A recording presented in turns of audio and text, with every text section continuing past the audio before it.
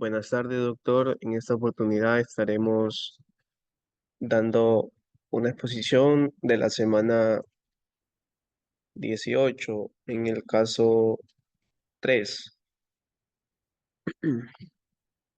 En el índice encontraremos la introducción que se encuentra en la página 3, el análisis de la filosofía del derecho en nuestro país, antes, durante y luego del siglo XX, frente al tema de la corrupción, que está ubicado en la página 4, 5 y 6.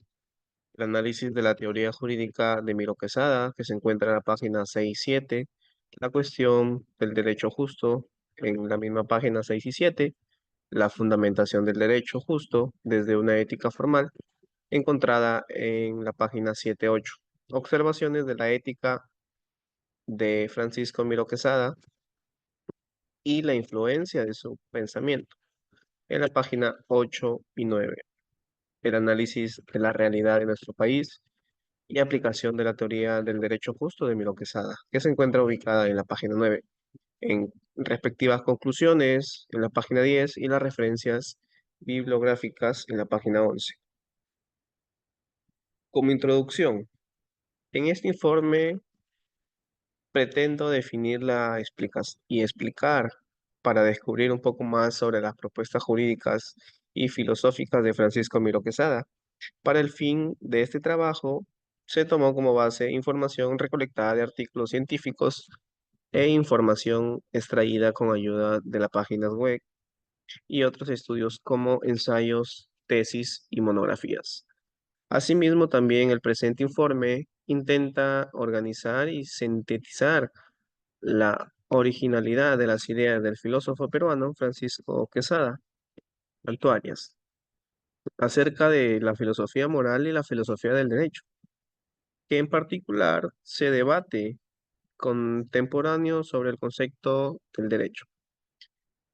Por otra parte, realizaremos un análisis de la evolución de la filosofía del derecho en nuestro país, desde la época republicana hasta nuestra actualidad, y la visión que tenía Miro Quesada frente a esta perspectiva en su evolución.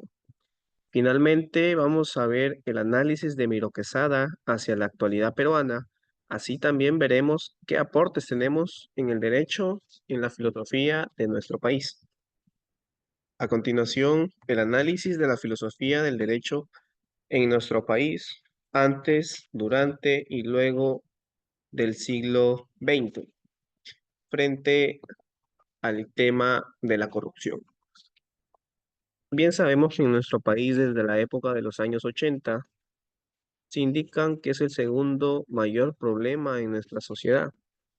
Por otro lado, el diario El Correo mostró estadísticas indicando la inserción de los crímenes organizados por medio de la corrupción, que el gobierno peruano asimismo protegía. Informan que la población no muestra indicios claros de prioridad ante la situación escandalosa. En la actualidad, se encuentra el gobierno peruano en tal sentido centrándonos en la corrupción actual. Es válido responder la siguiente interrogante. ¿Crees que los ciudadanos peruanos luchan contra la corrupción? Desde mi punto de vista, estamos en contra que ante la situación actual, los ciudadanos no luchamos efectivamente contra la corrupción. A continuación, trataré de presentar dos argumentos que sustentan mi postura. Creemos que los ciudadanos no luchan contra la corrupción. ¿Por qué? Porque somos los principales partícipes activos de su desarrollo. Por otra parte, el señor Castañeda indica que la corrupción se encuentra presente en todos los ámbitos de desarrollo de la economía de nuestro país. En tal sentido, en el aspecto de nuestra vida cotidiana, nos volvemos actores activos desde la compra de un producto con peso de 1 kilogramo, pero nos dispensan el producto con un peso menor al acordado. Entonces, tenemos los fraudes con documentos adulterados o falsificados. Para fines de evitar multas o sanciones de incumplimiento a las políticas emitidas por la Comisión de Alto Nivel de Anticorrupción. Por otro lado, tenemos a los ciudadanos como partícipes activos en la aceptación de sobornos realizados a líderes de gobierno peruano. Por ejemplo, Mario Moretti nos muestra el caso particular de soborno a policías de tránsito para evitar quedar en un estado negro y poder pasar a un estado blanco o gris, cuyos estados completamente libres con antecedentes en un proceso con poca culpabilidad o en toda infracción.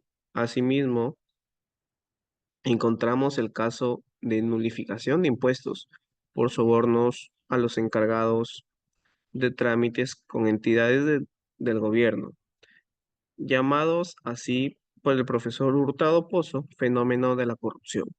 Su propósito fue explicar las repercusiones que tiene en la vida general de nuestro país y por qué es la que sostiene las manifestaciones concretas de corrupción habitual. En conclusión, es válido afirmar que es fundamental que nosotros, los peruanos, incentivemos y concienticemos las buenas prácticas ante el sistema corrupto de nuestra sociedad. Empresas que han sido vistas como partícipes activos del desarrollo de la corrupción a través de investigaciones. Además, se manifiestan lobbies de estas empresas transnacionales para así licitizar en el terreno y territorio de nuestro país, así como también empresas como es el caso de la empresa famosa Odebrecht, que pagó a los líderes del gobierno y sigue pagando.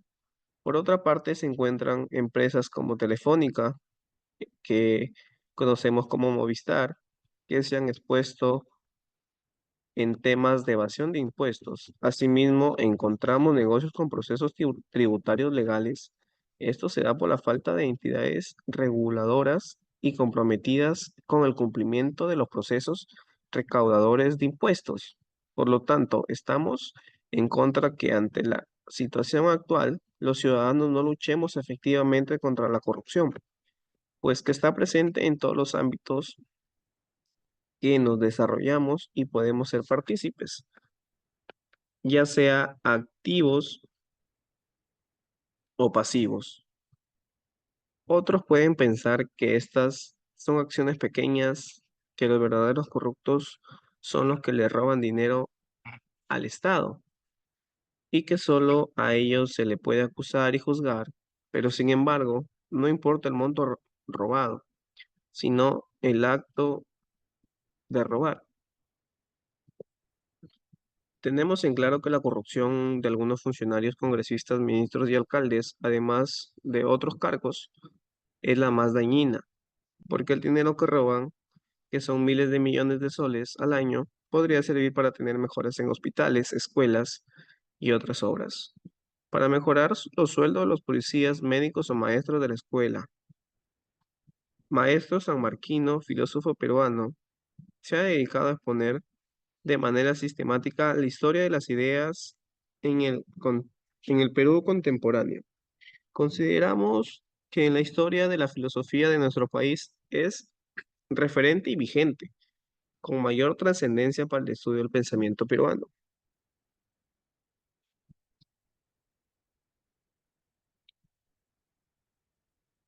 En otro grupo se tuvo una actitud intermedia, entre ellos Humberto Borja, García Enrique Maraboto, Mariano Ibérico y Honorio Delgado.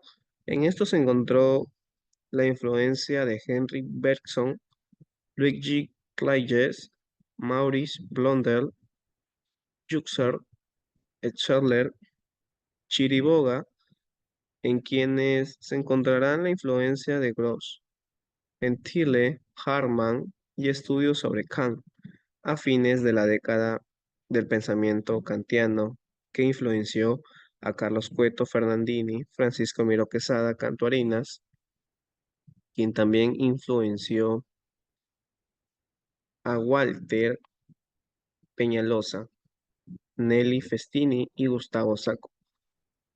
Estos que a su vez cobran importancia hacia la década del 40 junto a Luis Felipe Alarco.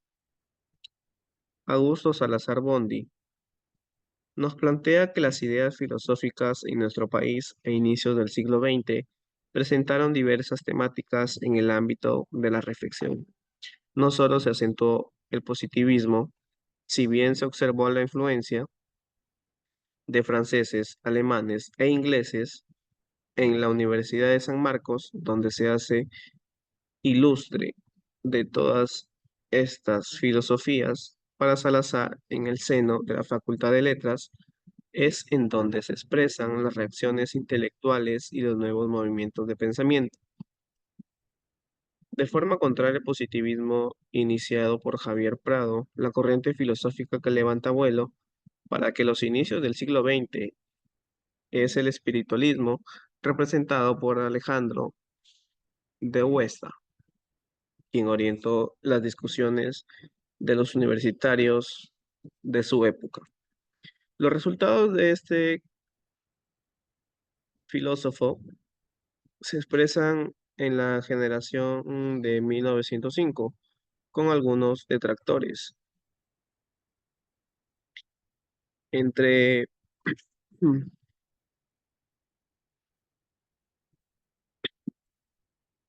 de algunos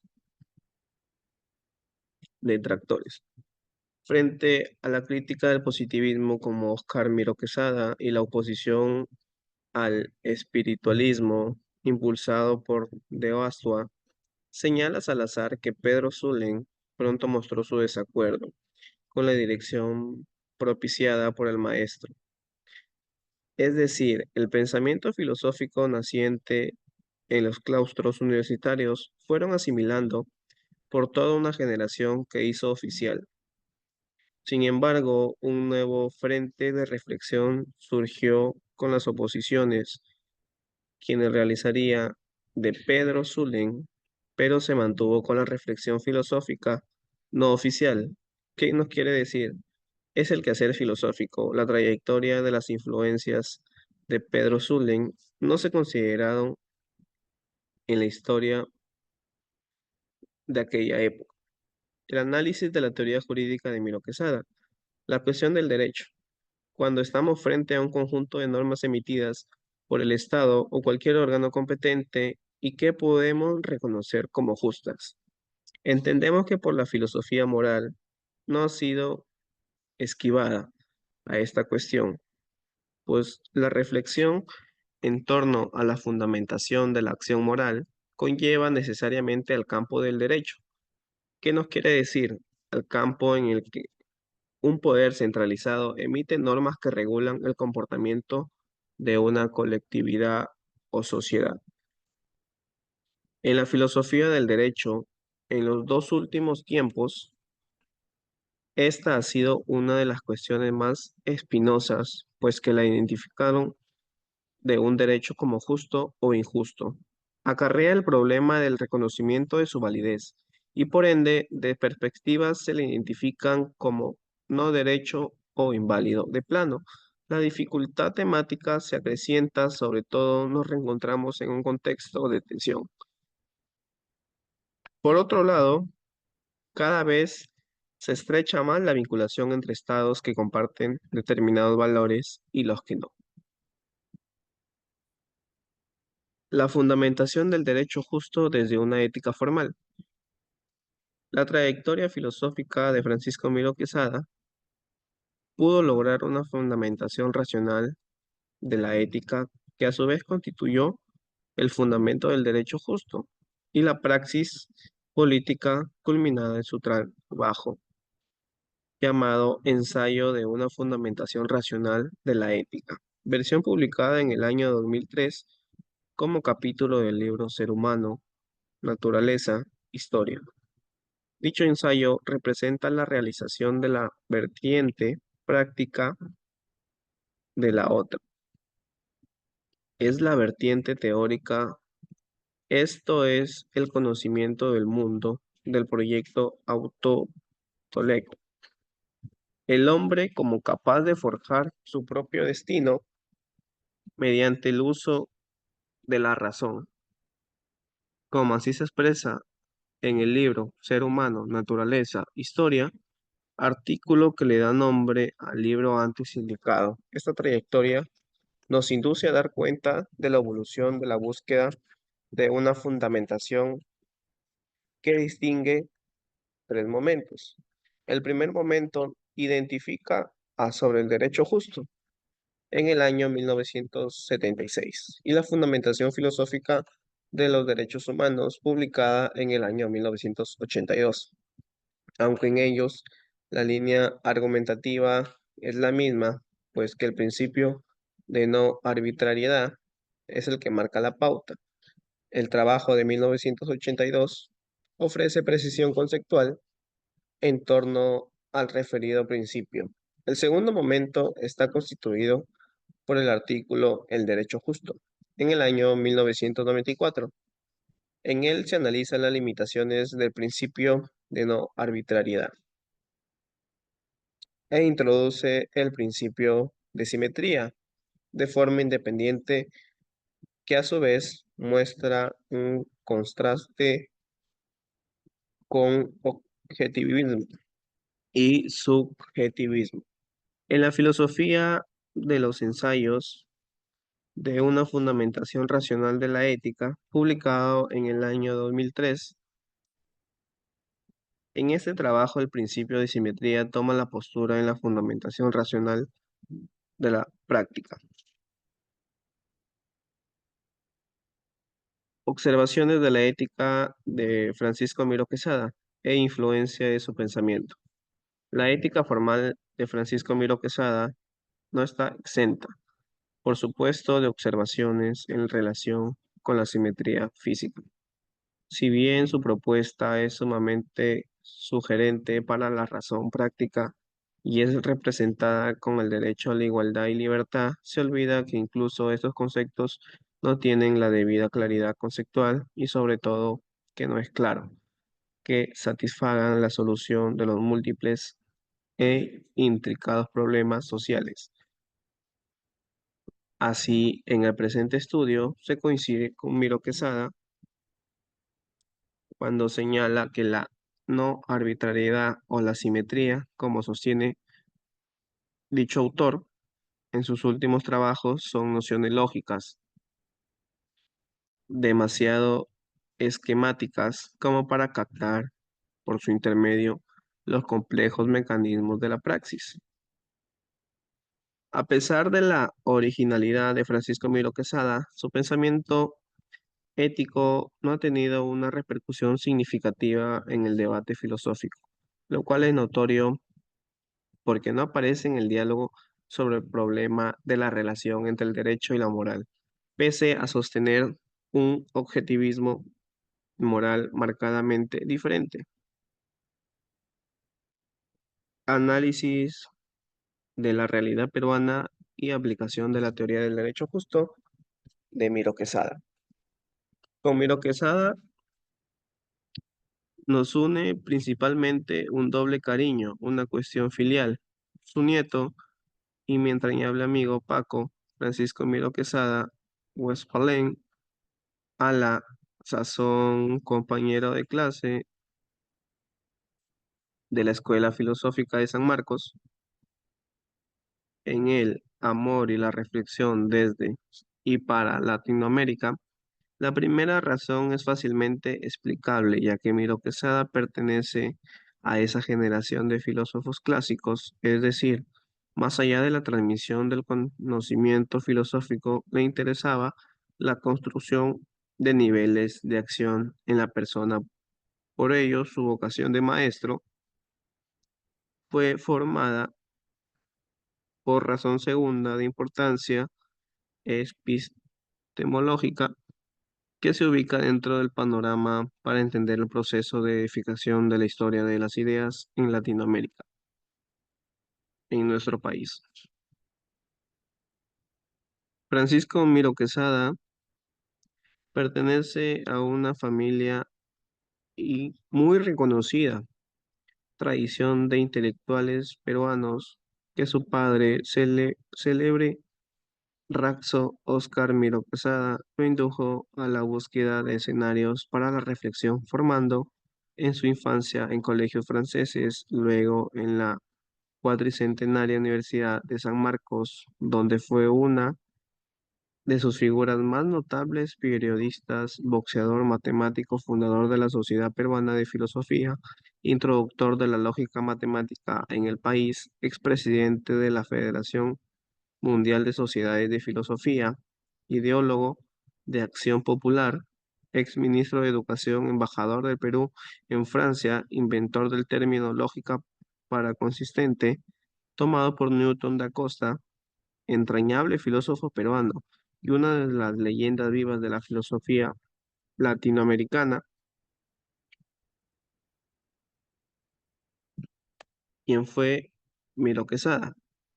En conclusiones, el derecho justo para Francisco Miro Quesada Cantuarias es el derecho racionalmente fundado en la ética formal.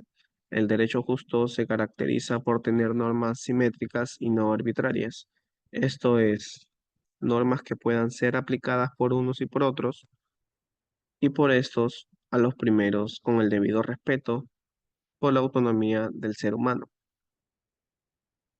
Francisco Miro Quesada abre una tercera vía en el debate entre ius naturalistas e ius positivistas. No aceptaba la posibilidad de una fundamentación de valores morales. En cambio, reconoce la objetividad de la moral en el marco de una ética formal, pudiendo a la vez juzgar las normas jurídicas como justas o injustas. La ética formal de Francisco Miro Quesada se mueve en el mismo nivel que el paradigma de la ética de la autonomía, siguiendo la impronta de Kant.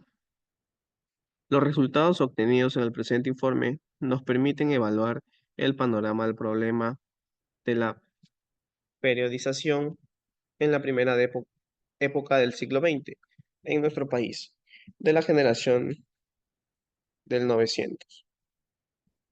Así, Pedro Zulem sitúa su mirada crítica a uno de los problemas de la realidad peruana desde el pragmatismo. Desde esta corriente filosófica aborda el problema de la educación nacional en nuestro país. Se involucró activamente en las conversaciones del centro universitario y formó parte del debate en donde se marcó la diferencia entre dos grandes tendencias, las lideradas por Joaquín Capello y Alejandro de Eustua. La periodización plantea por Augusto Salazar Bondi en el año 1965 nos sitúa en un referente filosófico de las ideas contemporáneas en nuestro país. La hermenéutica nos permite observar las dos primeras décadas del siglo XX, por donde se han desarrollado influencias del positivismo y el espiritualismo, y además ubicada en nuestro pensador peruano en el grupo de la generación de 1920. Hasta aquí damos por culminada la exposición sobre el tema del análisis de la filosofía del derecho en el Perú antes, durante y luego del siglo XX frente al tema de la corrupción por Francisco Miro Quesada. Muchas gracias.